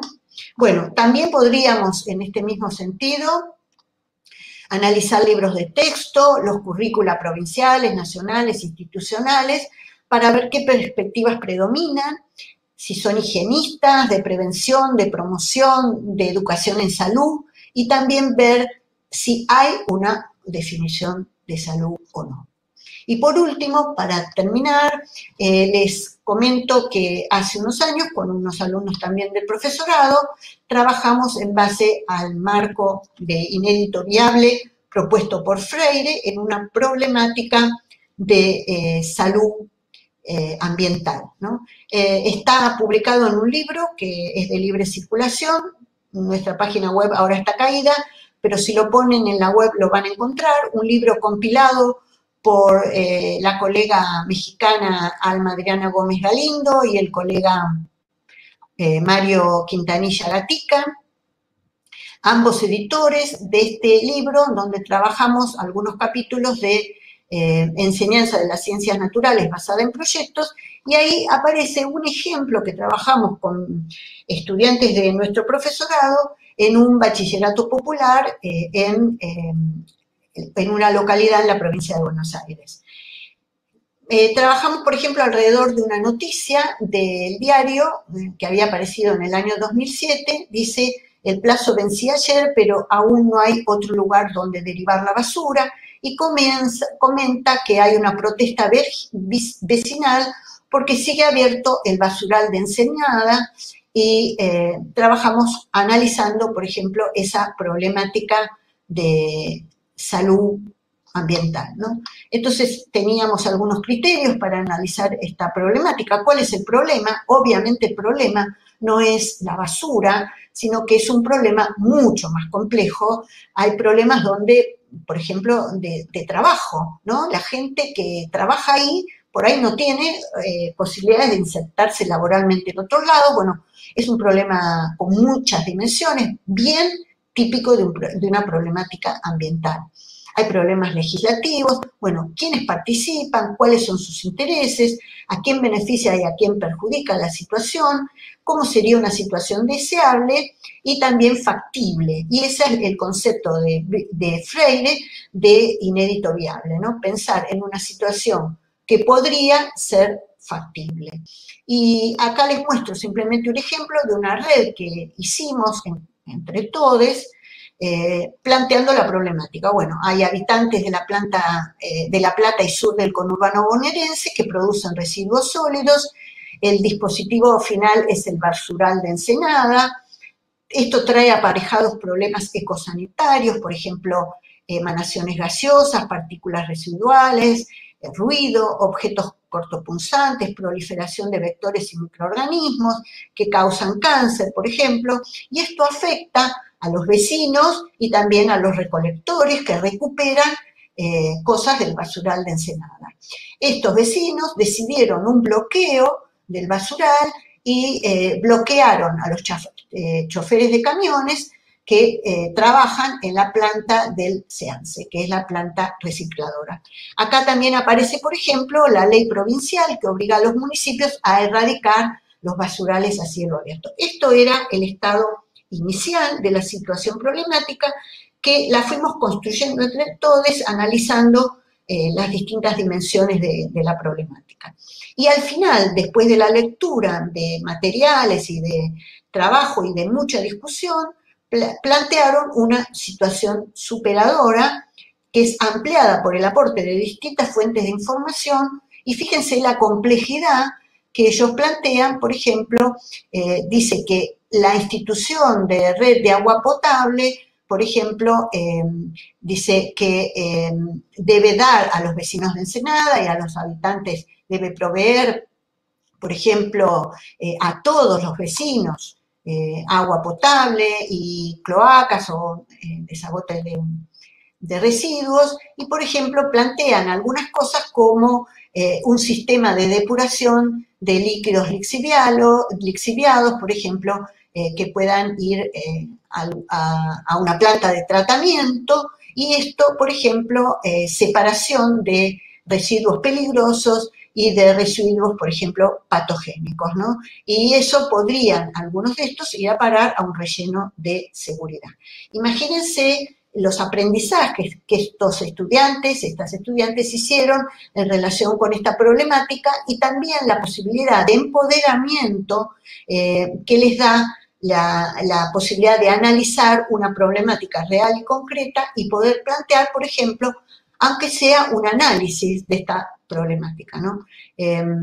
Bueno, lo que intentamos es caminar hacia una autonomía y hacia un empoderamiento mediante una mirada complejizada, que es la que nos permite la educación en salud. Bueno, les agradezco mucho la paciencia y quiero decir que formo parte del grupo de didáctica de la biología, y ese es mi correo, y si, digamos, no estoy sola trabajando en estas cuestiones, formo parte de un grupo y gracias a ese grupo podemos ir construyendo muchas de estas cuestiones, grupo al que agradezco, por supuesto, muchísimo, y también les dejo mi correo por si me quieren escribir. Muchas gracias. Muchísimas gracias a vos, Elsa, muchísimas gracias. Súper interesante la charla, la verdad, así que bueno, primero que nada vamos a agradecerte y agradecer todos los saludos y las felicitaciones de quienes nos acompañan en esta transmisión en vivo. Queremos compartir también nuestra alegría por la presencia de alrededor de 100 colegas que se encuentran escuchando este primer conversatorio. Y contamos también con la presencia de muchos colegas y amigos de las ciudades de Quilmes, de Berazategui y de Gran Buenos Aires. Muchísimos que saludan a Elsa y también extienden sus felicitaciones. Y bueno, si quieren ya vamos a empezar con la primera consulta, si te parece, Elsa. Sí, cómo no. Gracias. Bueno, por favor. La primera, María comenta que siempre al trabajar en cuestiones de salud o de salud sexual, como bien mencionaste, se me presenta el interrogante o el cuestionamiento de si los docentes esperamos cambios de conducta en nuestros estudiantes. Y si es así, si seríamos conductistas. si está bien que esperemos esos cambios, y quisiera saber, bueno, la opinión de la doctora. ¿Contesto? ¿Sí? Sí. Bueno, muchas gracias por la pregunta, una pregunta muy compleja y muy, muy pertinente. Desde hace unos años yo digo cuestiones bastante radicales en este sentido. Yo digo que en algún sentido los docentes seguimos teniendo una perspectiva conductista, pero es una cuestión para mí de exceso de responsabilización que tenemos. Es decir, los docentes queremos que nuestros estudiantes, nuestras estudiantes, nos tengan presente en el momento de decidir si ponerse un profiláctico o no, por ejemplo, ¿no? De cuidarse o no cuidarse. La verdad que yo preferiría que no, que en esas situaciones no me tengan presente, digamos. Es una broma lo que hago, pero quiero decir, nosotros pretendemos que nuestros estudiantes cambien conducta y mi pensamiento es que si no pasa eso, si nosotros estamos dando una clase de educación ambiental y terminamos las 2 horas de taller y trabajamos magníficamente y todos participaron con mucho entusiasmo, pero después salimos y resulta que el aula es un caos de basura, o vemos a alguien tirando un papelito al suelo, sentimos que fracasamos, ¿no? Y yo pienso que tenemos que cambiar un poco esa mirada. Nosotros no podemos cambiar conductas, nosotros podemos generar, sí, una toma de conciencia, una reflexión, y después que la persona decida. En ese sentido, me parece muy importante la charla que va a dar Paula Feinsohn la semana que viene, donde ella habla, por ejemplo, de cómo nos sentimos nosotras, clase media, digamos, nos sentimos nosotros frente al embarazo de una chica de 15 años, por ejemplo, ¿no? Hablamos de embarazo precoz, una atrocidad, no debemos hacer eso, precoz en ningún sentido. Y nosotros lo que ponemos ahí en juego es nuestro proyecto personal, es decir, para nosotros una niña que a los 15 años queda embarazada, lo vivimos como una ruptura de proyecto. Y lo que estamos es trasladando nuestras propias expectativas, ¿no? Tenemos que poder comprender qué significa para esa chica de 15 años tener un hijo, porque si no comprendemos, nosotros damos la clase, enseñamos y el otro hace como que escucha y entiende y comprende y después sigue con su vida, por suerte, digo yo, ¿no? Entonces, yo pienso que tenemos que revisar mucho ese exceso de responsabilidad que asumimos los docentes, ¿no? Y eso nos viene claramente marcado desde el higienismo, ¿no? El higienismo intentaba cambiar conductas. Ahora la educación para la salud también intenta, pero además nos hace responsables. Si yo trabajé todo el día y en el camino a mi casa hago las compras, llego, cocino, atiendo a mi familia, lavo los platos y después no voy al gimnasio, me siento con culpa, ¿no? Y esa es un poco la consecuencia de hacerme cargo yo sola y en nuestros estudiantes. Por ejemplo, nunca en el póster aparece un hospital. ¿Dónde aparece la salud como derecho? ¿No? Buenísimo. Muchísimas gracias por la respuesta. Seguimos con otros saluditos que nos han llegado y ya te transmito la segunda pregunta. Nos están viendo también desde Tandil, desde Azul y otras localidades de la provincia de Buenos Aires, desde El Dorado y Posadas, provincia de Misiones, colegas de Reconquista, provincia de Santa Fe. También están participando desde Entre Ríos. Y bueno, ya recibimos agradecimientos y felicitaciones de la secretaria académica de la universidad y, bueno, el acompañamiento de varias autoridades universitarias. Muchas gracias. Buenísimo. Ahora, Ana Pedrini de Misiones menciona, ¿considerás que la trampa de liberalismo que mencionaste está escudada en el empoderamiento? Sí, mira, es muy interesante pensar en qué época nace o adquiere más fuerza el paradigma de la educación para la salud, ¿no? En 1975, educación en su país, y rápidamente ese modelo es copiado, por ejemplo, en Estados Unidos, y estamos hablando de 1975. Si ustedes lo piensan, es la época del New Age y de la autoayuda, ¿no? No es casual, nada de eso es casual. Es decir, el Estado se dio cuenta de que cuidar la salud, el gasto de la salud de los ciudadanos era muy grande para el Estado. Entonces empieza a trasladar, hay que empoderarse de la salud, ¿no? Yo me tengo que hacer cargo de mi salud. Lo que no nos dicen es que yo me tengo que hacer cargo del gasto de la salud, ¿no? Y al mismo tiempo, digamos, es interesante pensar en esos movimientos que por ejemplo, la autoayuda, ¿no? El auge de la autoayuda, ahora fue decayendo un poco, pero también va en el mismo sentido, en que yo me haga cargo, ¿no? de la salud, por ejemplo. Lo que no vemos es que había una intención económica atrás de eso. Yo siempre me acuerdo que es muy interesante este dato, me parece a mí. En un momento, Bill Clinton, en Estados Unidos, genera un impuesto muy grande al tabaco, enorme, de manera que los cigarrillos triplicaron su precio. Uno dice, ¿cómo puede ser que en un país como Estados Unidos el presidente vaya en contra de la producción industrial, de la producción tabacalera? Es muy interesante. Nunca, jamás van a ir en contra de las empresas. Sin embargo, se dieron cuenta de que a las empresas, en general, más allá de las tabacaleras, les costaba mucho más caro pagar los días por enfermedad de las personas que fumaban.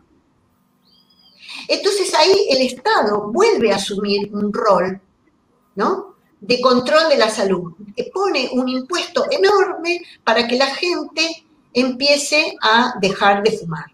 Pero simplemente es una cuestión de costo-beneficio. Ese es el balance. Perfecto. Buenísimo. Genial la respuesta y la ejemplificación. Muchas gracias, doctora. Seguimos con otra preguntita. Sofía comenta lo siguiente. Estuviste presentando los diferentes paradigmas que se han dado a lo largo de la historia en función de la salud. La consulta sería, ¿cómo se transponen estos paradigmas a la educación? ¿Hay una relación directa entre paradigmas científicos y la puesta en práctica en las aulas? A ver, los paradigmas, es interesante poder discernir, por un lado, la concepción de salud, que yo intenté hacerlo en las transparencias, y por otro lado,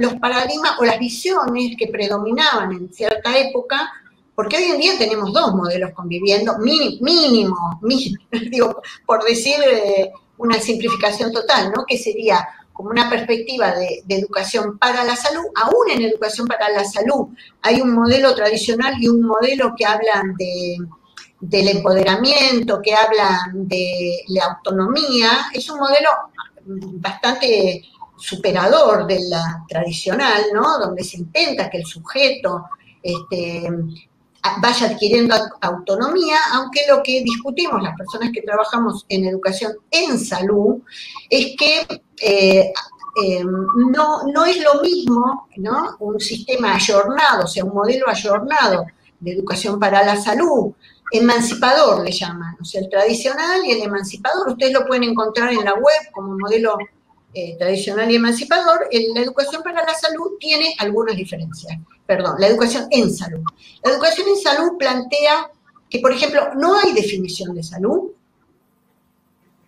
Plantea la importancia enorme de una construcción colectiva de salud en cada comunidad. ¿Está bien? Entonces, no podríamos decir que hay un apego.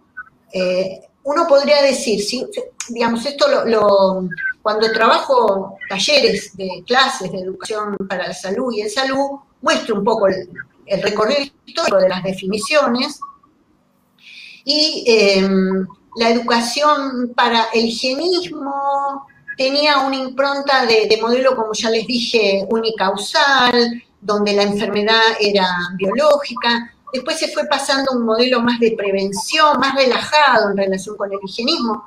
El higienismo atravesó muchas partes de nuestra vida, pero se fue dejando un poco de lado esa perspectiva eugenésica, se la criticó. Aparecen modelos más preventivistas, digamos, no tan moralistas, y se fue haciendo una transición, y uno podría mirar, por ejemplo, dentro del modelo preventivista, que también fueron mutando las concepciones de salud, qué definiciones de salud iban predominando. Pero donde hay una ruptura clara, es, bueno, ya les dije, para la década del 50, del 60, del 70 empiezan los aportes de, no se puede pensar que la salud es solamente el bacilo de Koch, ¿no? No se puede pensar en la triquinosis como un agente, sino que se empieza a pensar que hay cuestiones también, se empieza a pensar en la salud mental, se empieza a pensar en la influencia del ambiente, ¿por qué esto? Porque se ve que no todas las personas en contacto con un virus se enferman, ¿no? Entonces empieza a tener impacto el contexto, empieza esa mirada más ecológica, y ahora se sigue sosteniendo una mirada más ecológica donde el contexto de alguna manera sigue estando afuera, pero dentro de esa mirada ecológica se pone mucho énfasis en que la salud, la promoción de la salud, porque pasamos de la prevención de la enfermedad a la promoción de la salud, no se habla de enfermedad, se habla de promover la salud. Se pone mucho énfasis en las prácticas saludables. Entonces uno podría decir que podríamos hacer un paralelismo, por ejemplo, cómo, siempre generalizando y simplificando, cómo ciertas tradiciones de higienismo, prevención y promoción con la educación para la salud han tomado diferentes concepciones de salud. La ruptura con el modelo hegemónico de salud es la educación en salud. La salud, como dice Alicia Stolkiner, y muchos trabajos de salud colectiva, es una construcción individual y colectiva donde, por ejemplo, se define qué es la salud para esa comunidad. Es decir, para algunas comunidades, las personas de 70 años serán personas enfermas, o una persona, por ejemplo, ciega es una persona enferma, o una persona que usa bastón será una persona ciega. Y para otras comunidades no. Para otras comunidades, una persona que usa un bastón y puede desarrollarse, no se siente enferma. Y también, fíjense, es interesante revisar a veces el lenguaje, ¿no? Porque nosotros decimos, es celíaco, y estamos atribuyendo a la persona la enfermedad, es decir, la persona es la enfermedad. Sería más correcto decir, padece celiaquía, pero yo soy una persona, ¿no? También hay que revisar nuestras propias concepciones de salud. Entonces, un poco la respuesta sería, uno podría hacer un paralelismo, pero yo diría que cuando estamos pensando ya en salud colectiva, en educación de salud colectiva, no podemos, hablamos de, por un lado, determinantes sociales de la salud y no determinación social de la salud, que es el modelo de la OMS, y negamos la definición de la OMS, por decirlo rápidamente, ¿no? O cualquier otra. Es una construcción colectiva, socialmente construida, históricamente construida. Perfecto, clarísima la respuesta, me parece. Te agradezco mucho, te agradecemos. Acá llegó otra preguntita del Instituto de Formación Docente 166 de Tandil, y dice lo siguiente, que en general entre docentes sigue pensando desde el higienismo y como disciplinamiento, pero pensando como derecho se vincularía con la idea de dignidad de vida desde el cuidado del propio cuerpo en términos amplios. Sería una mirada compleja para trabajar como equipo docente. La consulta para eso sería, ¿qué posibilidades ve para comenzar a incorporar esta mirada crítica emancipatoria, especialmente en la formación docente desde los diversos espacios curriculares? Sí, la estoy viendo acá, de nuevo, muy interesante la pregunta, y estamos trabajando para eso. Es decir, cuando uno mira los lineamientos curriculares, por ejemplo, por eso digo, es interesante mirarlos, ¿no? De la formación docente y también de la escuela secundaria, por ejemplo. En general aparece a lo sumo un modelo, digamos, un modelo más ayornado de la educación para la salud. La educación en salud colectiva, bueno, tienen ese precioso trabajo de Analia Kornblit, que ella da pautas muy interesantes, precioso trabajo para trabajar en la escuela con los estudiantes, pero el currículo de formación docente es una deuda. Nosotros estamos trabajando en nuestro grupo y tratando de llevar estos temas. Por ejemplo, este año yo di un taller sobre este tema en la formación docente. El año pasado fuimos con María Victoria Plaza al Bolsón, donde ella trabaja algo bien interesante también, que es esta perspectiva de educación en salud, educación científica con perspectiva de género y también educación en salud con perspectiva de género, ¿no? Pero es una construcción que tenemos que hacer, entonces en ese sentido les invito a sumarse a esta propuesta de que tenemos que construir una formación que nos permita por lo menos complejizar y no echarle tanta culpa a una persona porque se enfermó, porque no se cuidó, ¿no? Perfecto, buenísimo. Otra de las preguntas, y con esto ya vamos cerrando, si tampoco excedemos de tu paciencia. Cristina pregunta, muchas de las imágenes presentadas al principio se ven en libros de texto de secundaria. Hoy la pandemia nos da elementos para comprender que los temas de salud son complejos en su abordaje.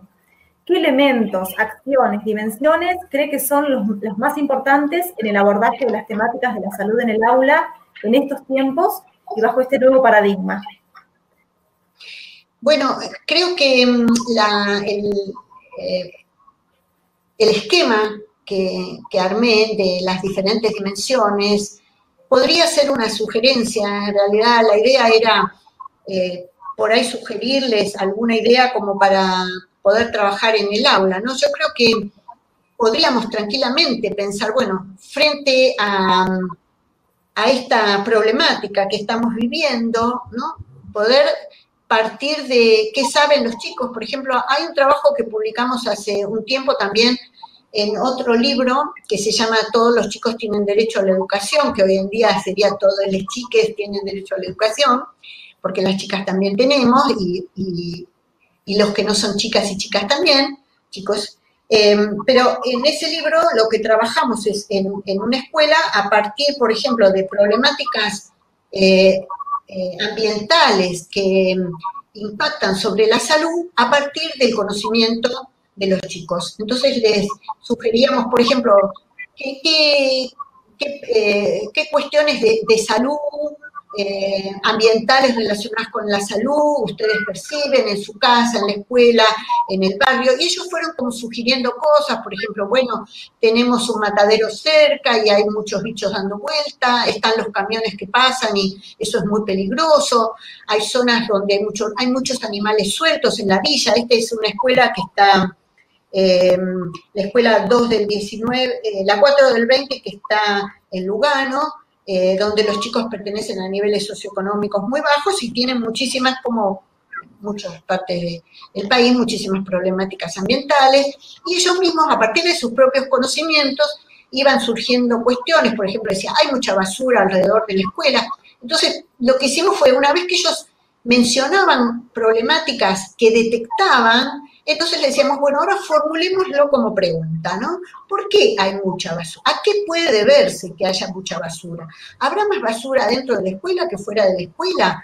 ¿Cada cuánto pasa el barrendero? ¿A quién se lo preguntaría? ¿Por qué hay basura colgada de los árboles, por ejemplo? ¿Por qué hay que incendiar los depósitos de basura? ¿Por qué? ¿Por qué se hace esa práctica?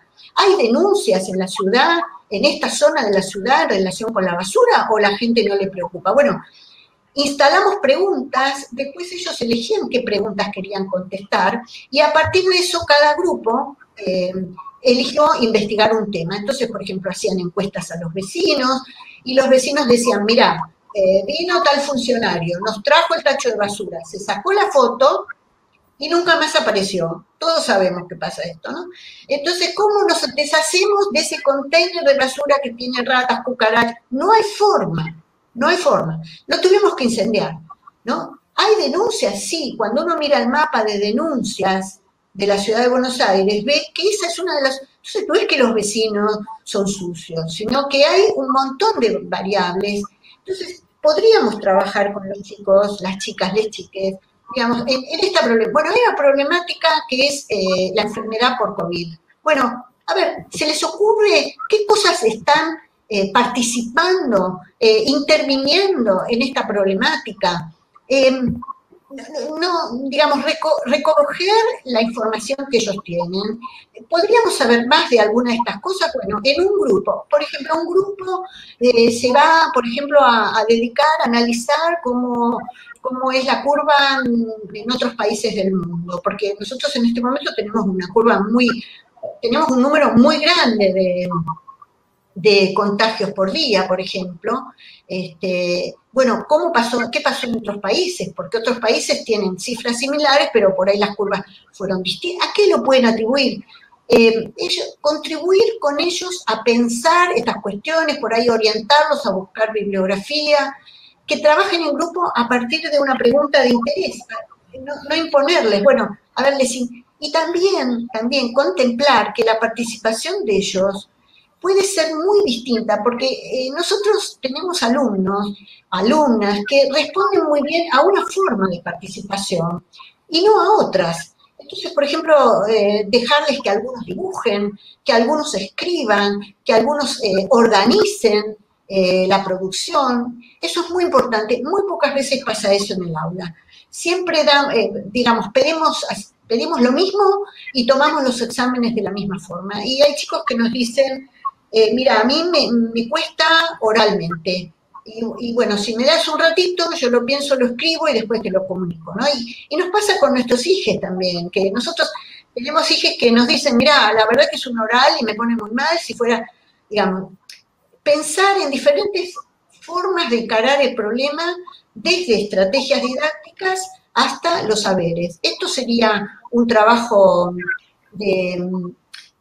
digamos, de romper una mirada hegemónica. Acá no, la concepción de salud, para algunos chicos también ahora aparece mucho la cuestión de la salud mental, por ejemplo. ¿Qué sería para ellos en este momento, no? O cómo es para ellos, cómo están pensando ellos, por ejemplo, esta cuestión de salir, ir a tomar una cerveza con alguien, o reunirse, no reunirse con un familiar. Hay mucho que ellos puedan decir. Y esto es una construcción colectiva desde sus propios, donde el docente puede orientar la búsqueda de información, puede orientar con preguntas interesantes para que ellos reflexionen y construir un mapa. Miren, a partir de ese esquema que yo les presenté, tomaran 2 o 3 actores del problema, pueden hacer una red enorme y eso sería precioso para publicar. Como sus propios alumnos, para comunicar, ¿no? Cómo sus propios alumnos pensaron la problemática, por ejemplo, del COVID. Y eso en general no produce soluciones, produce más preguntas. Pero es que no podemos darles soluciones. Yo no puedo decirles que tienen que ponerse profiláctico. No puedo hacer, o sea, yo lo puedo hacer, yo puedo decirles que, porque soy una docente responsable y lo quiero decir, pero no puedo pensar que eso va a generar un cambio de conductas. Por ahí el cambio de conductas viene por la toma de decisiones, aunque esa decisión no me guste. Exacto. Me parece que terminaste de recalcar responsabilidad de los que asumimos, justamente esto, que pensemos que vamos a cambiar una determinada conducta, o que tenemos la obligación de cambiar una determinada conducta, que es súper importante que lo podamos al menos reflexionar sobre este aspecto, ¿no? Y también tener en cuenta la imagen de ciencia que queremos dar cuando asumimos las tareas y justamente asumimos las actividades en clase. Me parece que esto de poder plantear múltiples estrategias y pensar en problemas que realmente a ellos nos movilicen, los cuales ellos estén involucrados realmente, es muy importante y obviamente se van a involucrar más en su resolución.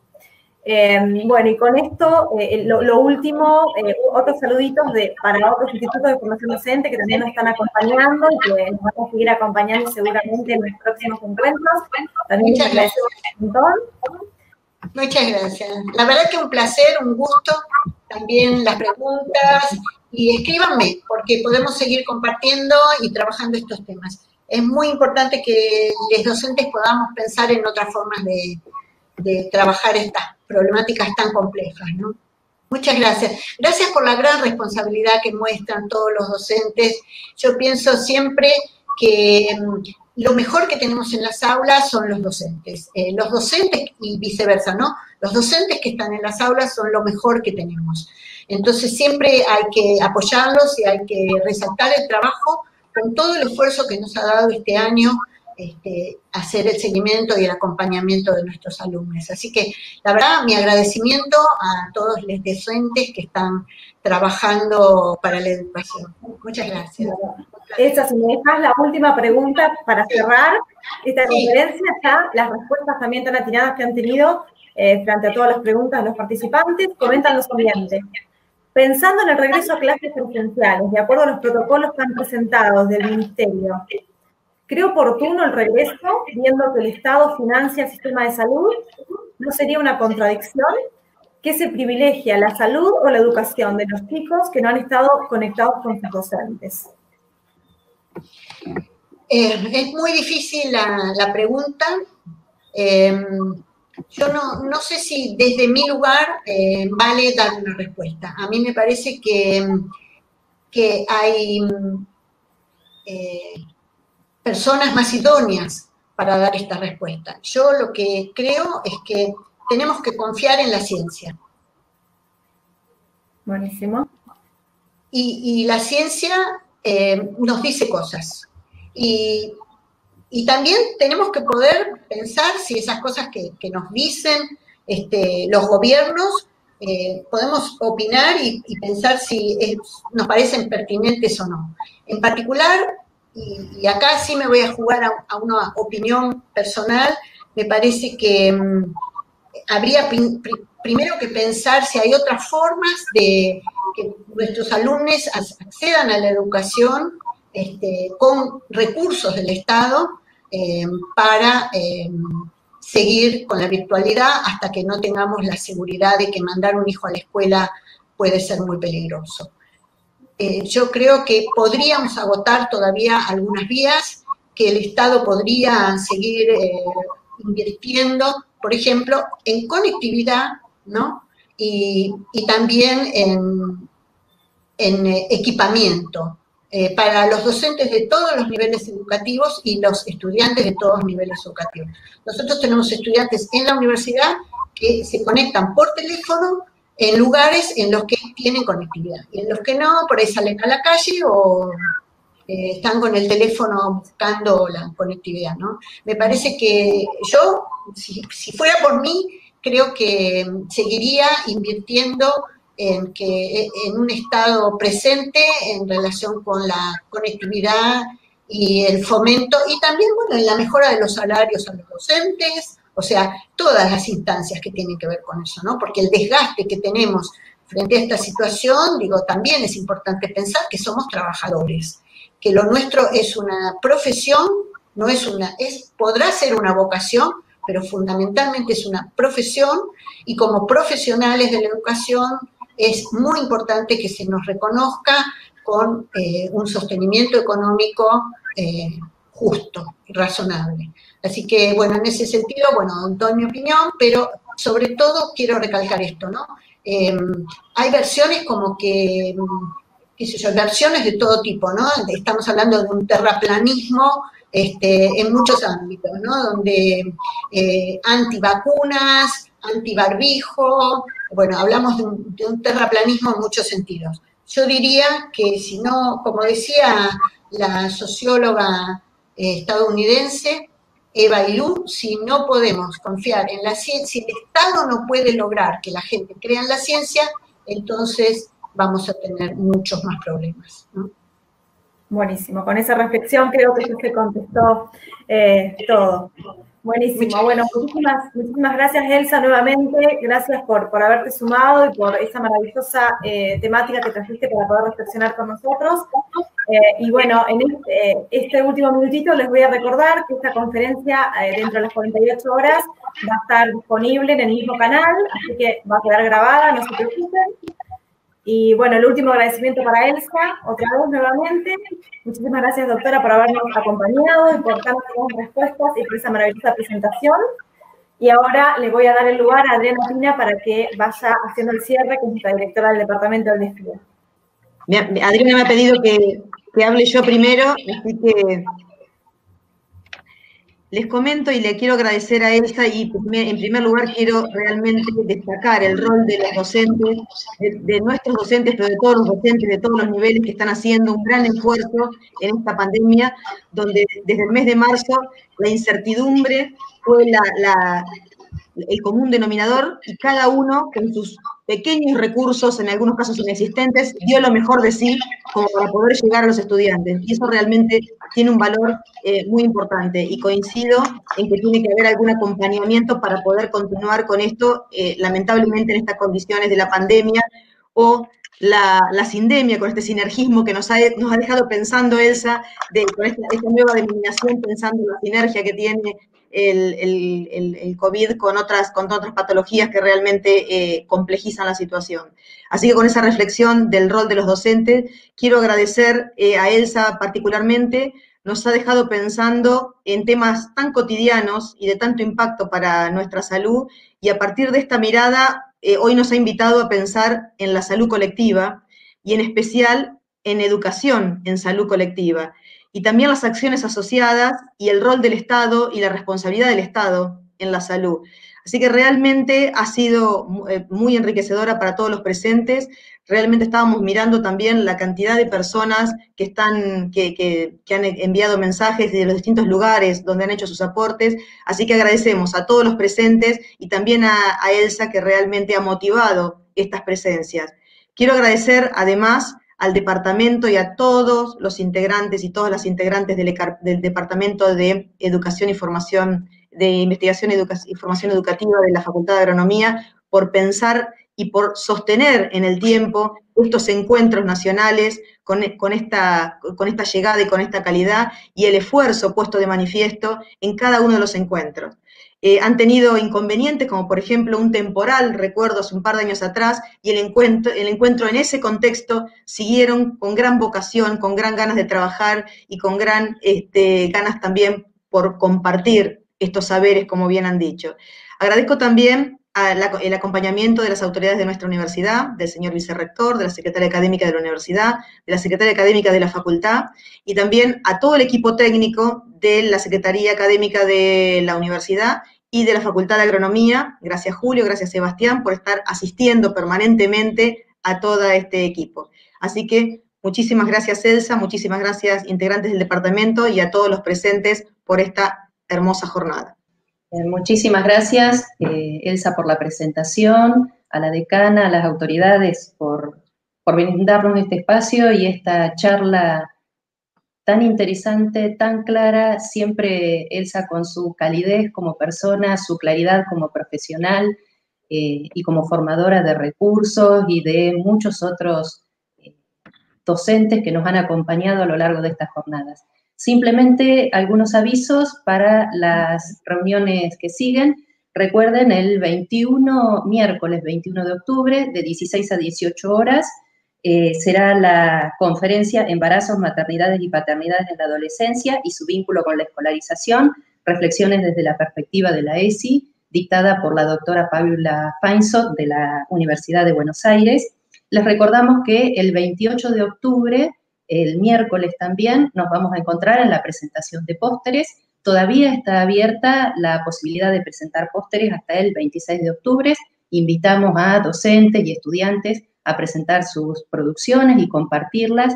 Va a ser un formato diferente al de las conferencias, por una plataforma en la cual vamos a poder conversar, van a estar los expositores presentes, los autores de los pósteres, y quienes estén participando como público van a poder realizar un intercambio con estas presentaciones. Y finalmente recordarles de nuevo, que lo hemos hecho durante la presentación, que todas las actividades van a estar disponibles en el canal de YouTube de la Facultad de Agronomía. Dentro de 48 horas estará esta, la de la semana que viene y la otra también. Quienes no se hayan inscrito todavía, que no hayan completado el formulario de inscripción, pero hayan estado presentes en esta conferencia, los invitamos a que puedan completar el formulario solamente a los hechos de poder recibir la información semana a semana, y especialmente para el 28 de octubre con las diferentes presentaciones que van a hacer colegas de distintos lugares del país que ya están enviando sus producciones. Muchísimas gracias a todos. Los esperamos el miércoles que viene a las 16 horas con la transmisión en vivo por el canal de YouTube de la conferencia de la doctora Paula Fanzo. Buenas tardes.